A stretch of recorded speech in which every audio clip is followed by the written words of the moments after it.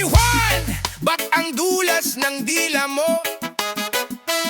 Ba't ang bagal ng lakad mo? At ang pula ng mata mo? Para kang nakakita ng multo na naka-shades. Listen to the story of the garden. Yo!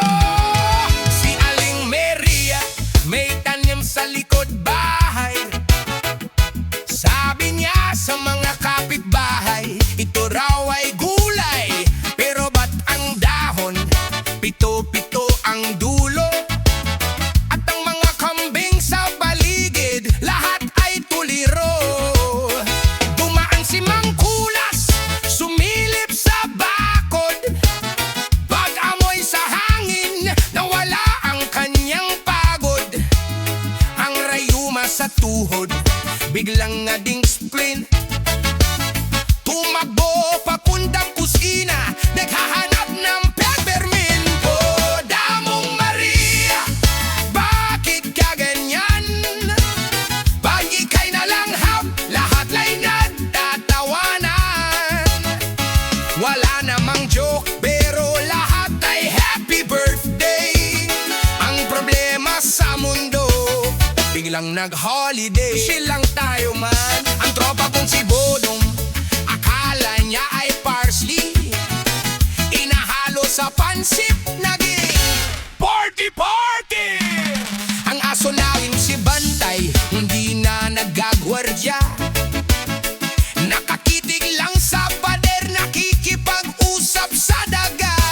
Si Adong nasuplado nang tumaan sa garden.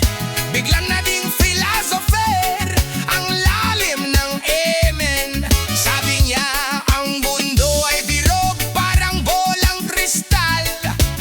Pero sa totoo lang, nakatitig lang siya sa kanal. Hinay-hinay lang, baka ika'y mahuli. Nangangamamang pulis na naka-uniforme. Sabi ni Aling Maria, panghilo ng hito sa kate. Pero padang buong barangay, parang nasa langit na yata lahat kami. Oh, Damong Maria, bakit ka ganyan? Pag ika'y nalanghap, lahat ay nagtatawanan. Wala namang joke, pero lahat ay happy birthday.